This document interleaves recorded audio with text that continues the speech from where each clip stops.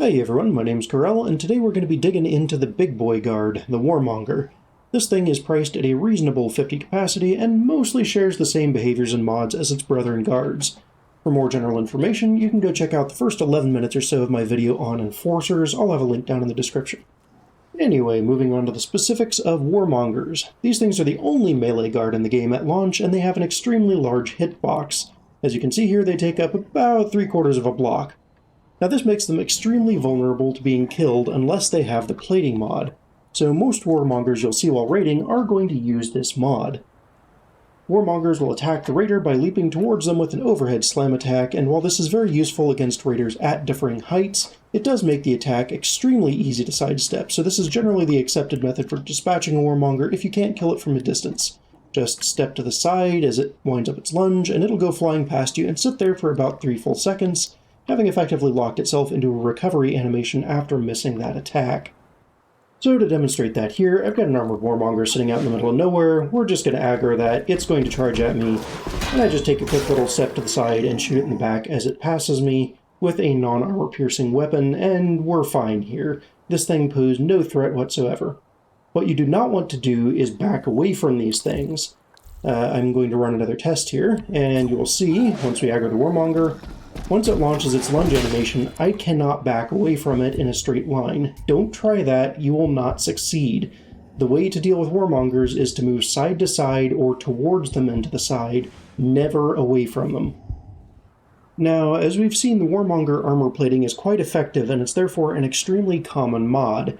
It protects both the torso, the upper, though not the lower arms, and the legs of the Warmonger, which massively increases its survivability in combat.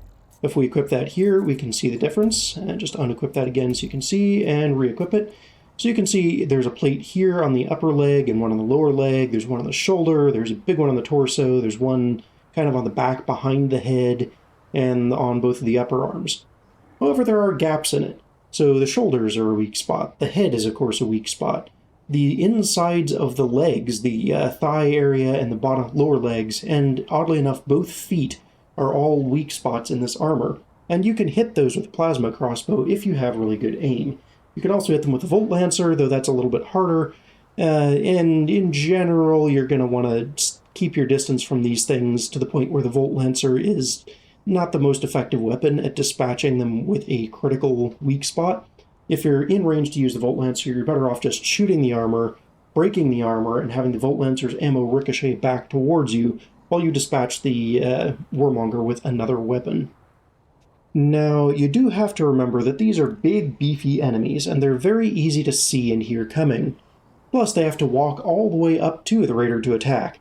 If they don't have some sort of defense, either a distraction from another direction that pulls the raider's attention away from them, or some sort of armor, like the plating mod here, to protect them from a hit, these things will die instantly and with no recourse on the Warmonger's part against any weapon in the game except for the arc barrier, and even that can be used to drag them into a trap and then tank the hit while the trap kills the Warmonger.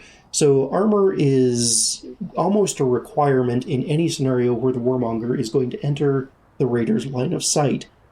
The armor will at least mostly protect the Warmonger from the Fury's Edge sword and plasma crossbow, though, as we'll see in a moment again, and in fact as we already saw, that protection is far from perfect. Now, I've kind of alluded to this already, but the inside of the legs are a huge weak spot on armored Warmongers. If I'm sitting here and I see an armored Warmonger off in the distance that hasn't aggroed yet, I can very reliably kill it by shooting anywhere on the inside of either leg. And because of its kind of spread-legged stance, it's always going to present one of those two legs to me. So in this case, I can kind of see, it shifted a little bit there, but when it goes back to its regular idle stance, you can see the inside of the leg quite clearly there, and if I just fire a plasma crossbow shot at it, it's going to kill it 10 times out of 10.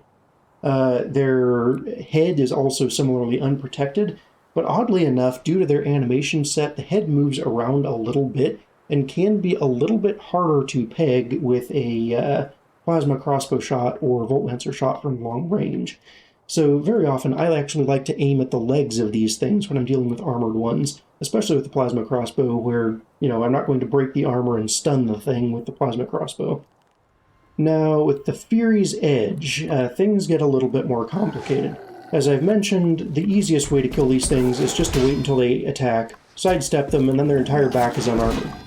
But if you can't do that, if you for some reason have to approach them, you can hit them in the head if you aim your shot very carefully. While this is much more difficult than hitting them in the back, sometimes you just can't get around behind a line of warmongers or a warmonger in a narrow tunnel, and in those cases you should train yourself to aim for the head. You can actually set up a nice flat area like this and just practice headshots with the Fury's Edge, and that'll do you some good. It'll make sure that you do hit the head as often as possible. Another thing of note here is that the Fury's Edge and Volt Lancer and the Plasma Crossbow all will ricochet off of armor, so even if the Warmonger is laying there on the ground, these things are still big, beefy targets, and it's sometimes hard to swing past them without hitting the armor. So if I aim down too far here, I'm just going to hit armor every single time. Now, if you have armored Warmongers on a trap, that can actually present some layer of defense for the trap itself, because it's just going to be hard to shoot that trap or hit it with a sword. And that might be the difference between an Impaler activating or not activating, if a clever builder positions one underneath somewhere where a Warmonger is likely going to die. Keep that in mind, both as a raider and a builder. It's something that can catch you very much by surprise. Two other things of note here. The Fury's Edge is a little bit risky if you go for the headshots here, because if you aren't moving...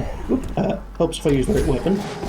If I'm not moving and I just try and hit this guy, the recoil animation on the Fury's Edge, if I miss my hit, is quite long, and that's going to cause me to recoil and open me up to a shot from the Warmonger. I can still move, but I can't counterattack.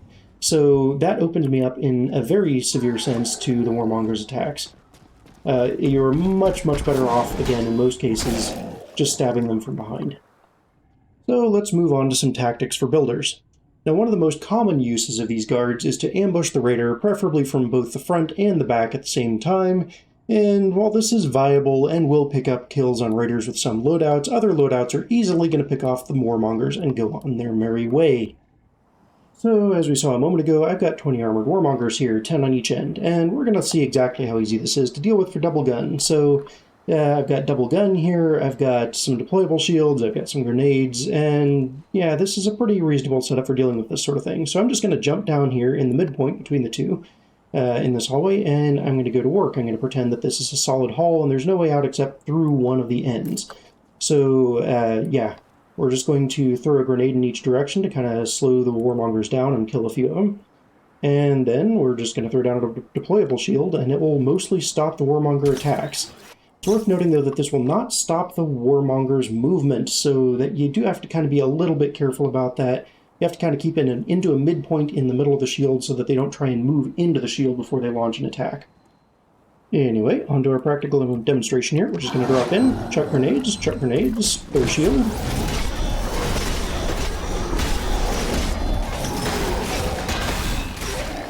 And we start clearing out the guards from one side each.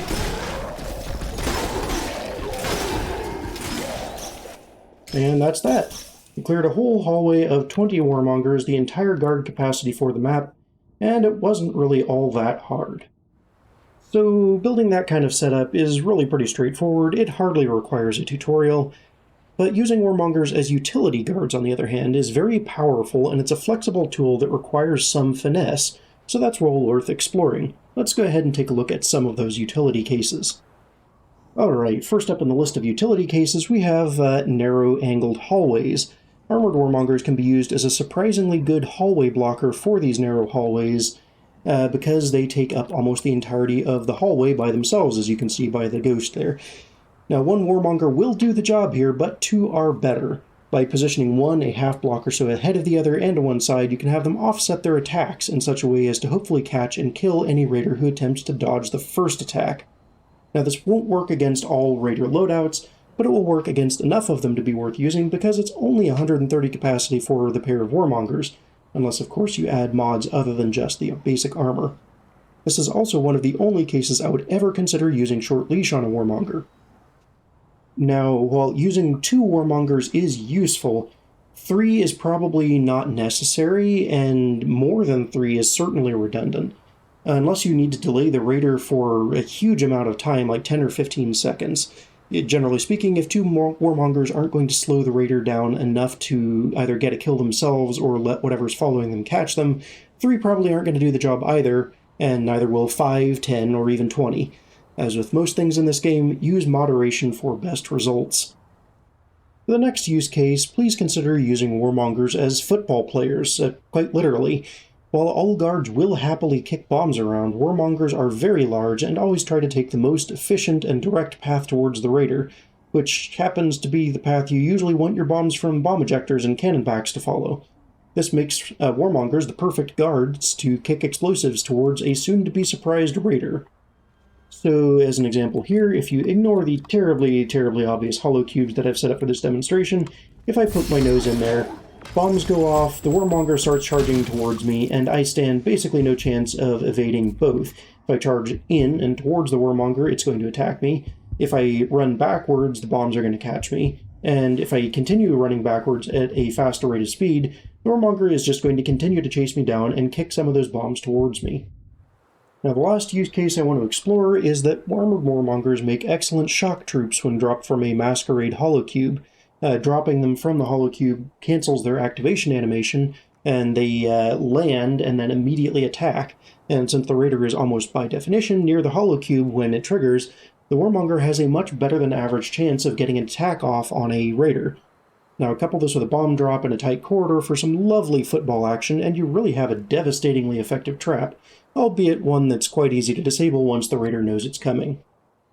So let's look at parts of this one at a time. So we've got a armored Warmonger up behind that holocube, and I'm just going to trigger that holocube, and you can see it attacks nearly instantly. If I hadn't really been on my toes there, I would have gotten hit by that first attack. Now, adding a bomb trap with chaos bombs into the mix increases the effect a lot. And I've actually switched Adrenal Converter in that to the move speed mod, so it now has movement speed on the armored Warmonger instead of attack speed, since that's what I'm wanting to emphasize. But I still get that shock trooper effect. It still drops nearly immediately, and now there's bombs in the hallway too, which prevent me from running past quite as easily. Additionally, there's a significant chance in cases like these that the bombs can actually be kicked by the Warmonger in one direction or the other.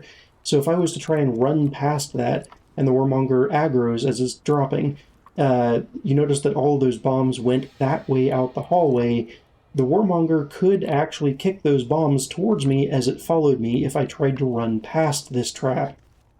Anyway, that's all I've got for you today. Thanks for watching, I hope you have a great day, and I hope we'll see you next time where we'll dive into the next guard in the list, which is Cannonbacks.